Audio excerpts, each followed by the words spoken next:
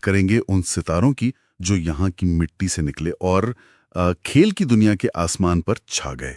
बिल्कुल। आज हमारे सामने जो कहानियां हैं ना, वो सिर्फ कुछ खिलाड़ियों की उपलब्धियों की लिस्ट नहीं है। नहीं, बिल्कुल नहीं। ये कहानियां हैं छोटे शहरों से देखे गए बड़े सपनों की, जुनून की और उस हिम्मत की जो हर मुश्किल को पार कर जाती है। और जो बात मुझे सबसे दिलचस्प लगती है वो है इस कहानी की विविधता। हम सिर्फ एक ही खेल की बात नहीं करेंगे। यहाँ हॉकी की विरासत है, क्रिकेट का जुनून है, तीरंदाजी का सधा हुआ निशाना है और तो और पर्वतों को फतह करने का अदम्य साहस भी है। सही कहा। ये दिखाता है कि टैलेंट किसी एक दायरे में बंधा नहीं होता। और झारखंड इस बात का मतलब जीता जगाता सबूत है।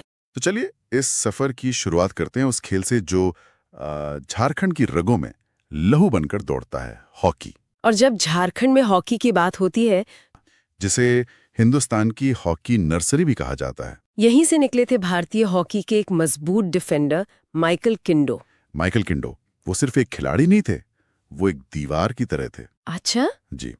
1970 के दशक में जब भारतीय हॉकी अपने सुनहरे दौर में थी, किंडो टीम की रक्षा पंक्ति की जान हुआ करते थे। 1972 के ओलंपिक में देश का प्रतिनिधित्व करना हो या फिर 1975 का वो ऐतिहासिक विश्व कप, जब भारत ने गोल्ड मेडल जीता था। बिल्कुल, किंडो उस टीम का एक बहुत अहम हिस्सा थे। जरा सोचिए, एक छोटे से इलाके से आया खिलाड़ी दुनिया के सबसे बड़े मंच पर देश को विश्व विजेता बना रहा है। ये तो वाकई कमाल की बात है और उनके इस योगदान को सराहा भी गया होगा। बिल्कुल, उन्हें अर्जुन पुरस्कार से सम्मानित किया गया था। अच्छा, और ये समझना जरूरी है कि अर्जुन पुरस्कार सिर्फ एक ट्रॉफी नहीं है।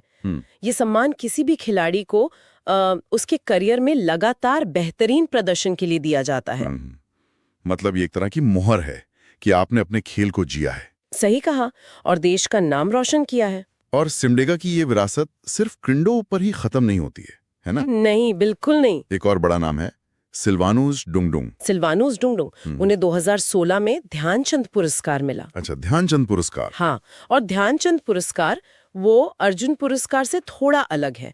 ये खेल में लाइफ टाइम अचीवमेंट के लिए दिया जाता है। ओह, लाइफ टाइम अचीवमेंट। जी, ये उन खिलाड़ियों को मिलता है जिन्होंने न सिर्फ अपने खेल के दिनों में बल्कि उसके बाद भी खेल में अपना योगदान दिया हो। इसमें 5 लाख रुपए की राशि और एक प्रशस्ति पत्र दिया जाता है। तो ये खिलाड़ी के पूरे जीवन की मेहनत को सलाम है। बिल्कुल, उसके समर्पण को सलाम। तो मतलब साफ है कि सिमडेगा जैसी जगहों पर हॉकी सिर्फ एक खेल नहीं, एक संस्कृति है, एक परंपरा है। हाँ, एक परंपरा जो पीढ़ी दर पीढ़ी आगे बढ़ रही है।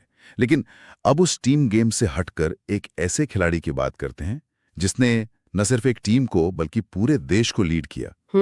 एक ऐसा नाम जिसने क्रिकेट की दुनिया का मतलब नक्शा ही बदल दिया। जाहिर है हम महेंद्र सिंह धोनी की बात कर रहे हैं। बिल्कुल, रांची का वो लड़का जिसने भारतीय क्रिकेट के तौर तरीके ही बदल दिए। 2004 में जब उन्होंने बांग्लादेश के खिलाफ अपना पहला मैच खेला, तो किसी ने नहीं सोचा था कि ये लंबे बालों वाला लड़का एक दिन भारतीय क्रिकेट का सबसे सफल कप्तान बनेगा। हाँ।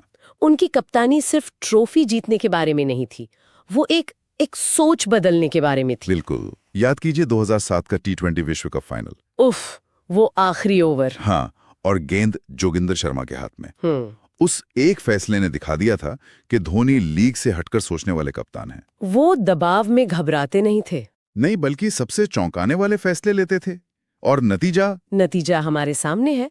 2007 T20 विश्व कप, 2010 एशिया कप और फिर 2011 का वो यादगार दिन जब भारत 28 साल बाद वनडे विश्व कप चैंपियन बना। ये सब उनकी कप्तानी में हुआ। सब कुछ। और ये भी कितना मतलब दुर्लभ है कि एक खिलाड़ी कप्तानी में इतना सफल हो और साथ ही व्यक्तिगत तौर पर भी अपने करियर के शिखर पर हो। आपने बहुत अहम बात कही है, ये वाकई दुर्लभ है। अक्सर ऐसा संतुलन देखने को नहीं मिलता। जिस दौर में भारत एक के बाद एक कप जीत रहा था, उसी दौर में धोनी 2008 और 2009 में लगातार 2 साल ICC player of the year बने। लगातार 2 साल? हाँ, 2007 में उन्हें भारत का सर्वोच्च खेल सम्मान राजीव गांधी खेल रत्न मिला, जो अब मेजर ध्यानचंद खेल रत्न पुरस्कार है। बिल्कुल, और 2009 में पद्मश्री। ये दिखाता है कि वो सिर्फ एक शानदार कप्तान नहीं बल्कि दुनिया के सर्वश्रेष्ठ खिलाड़ियों में से एक थे। सही बात है। उनका प्रभाव सिर्फ मैदान तक सीमित नहीं था। उन्होंने मतलब छोटे शहरों के लाखों बच्चों को ये यकीन दिलाया कि अगर आप में टैलेंट है, और मेहनत करने का जज्बा है। तो आप कहीं से भी आकर दुनिया जीत सकते हैं। टीम गेम में इस शानदार लीडरशिप की कहानी से अब हम एक ऐसी दुनिया में चलते हैं जहां इंसान का व्यक्तिगत साहस, उसकी हिम्मत और उसका जुनून ही सब कुछ होता है। यहाँ कोई टीम नहीं होती। आप होते हैं और आपके सामने होती है दुनिया की सबसे बड़ी चुनौती। बात करते हैं प्रेमलता अग्रवाल की। जमशेदपुर की प्रेमलता अग्रवाल, इनकी कहानी तो सुन के रोंगटे खड़े हो जाते हैं। हाँ, वो 7 महाद्वीपों की सबसे ऊंची पर्वत चोटियों पर चढ़ने वाली पहली भारतीय महिला हैं। 7 समिट्स। 7 समिट्स। और जो बात इसे और भी असाधारण बनाती है वो है उनकी उम्र। बिल्कुल, उन्होंने 48 साल की उम्र में 2011 में माउंट एवरेस्ट फतेह किया। 48 साल की उम्र में।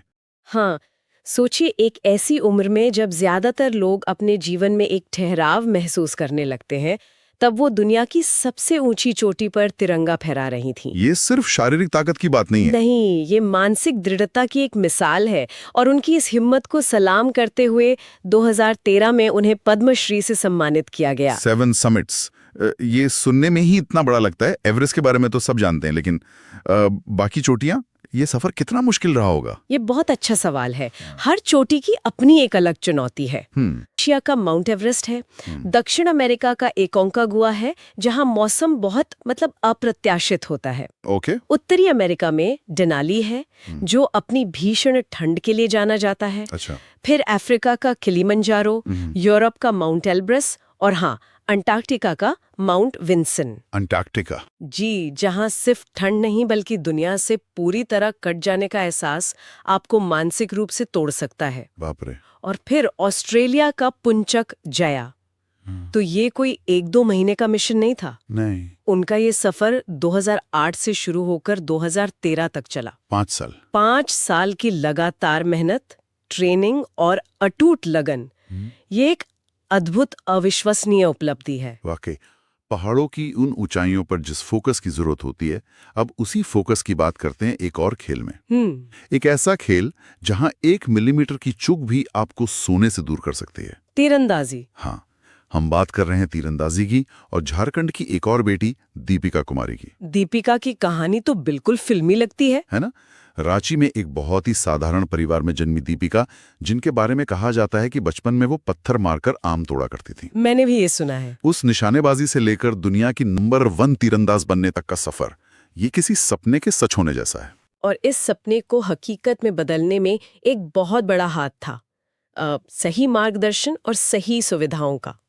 हमारे सोर्स में साफ तौर पर टाटा तीरंदाजी एकेडमी का जिक्र है, जहां दीपिका ने अपनी कला को निखारा। हाँ, ये बहुत जरूरी है। ये इस बात का बेहतरीन उदाहरण है कि कच्ची प्रतिभा को तराशने के लिए एक अच्छे संस्थान, एक अच्छे इकोसिस्टम की कितनी जरूरत होती है। और यहीं पर शायद कोच की भूमिका भी बहुत अहम हो जाती है। बहुत ज्यादा। हमारी लिस्ट में एक नाम सचिंद्र कुमार राणा का भी है, जो झारखंड के पूर्व बैडमिंटन कोच थे। आपने बिल्कुल सही जगह पर इस बात को जोड़ा है। अक्सर हम सिर्फ खिलाड़ी की सफलता देखते हैं, पर्दे के पीछे के हीरो को भूल जाते हैं। बिल्कुल। सचिंद्र कुमार राणा जैसे कितने ही कोच होते हैं जो अपनी पूरी जिंदगी इन प्रतिभाओं को तराशने में लगा देते हैं। सही कहा। दीपिका कुमारी की सफलता सिर्फ उनकी अपनी मेहनत नहीं है, बल्कि टाटा अकेडमी जैसी संस्था और उनके कोचों की मेहनत का भी नतीजा है। और जब 2010 के कॉमनवेल्थ गेम्स में दीपिका ने गोल्ड मेडल जीता, तो वो पूरे देश की हीरो बन गई।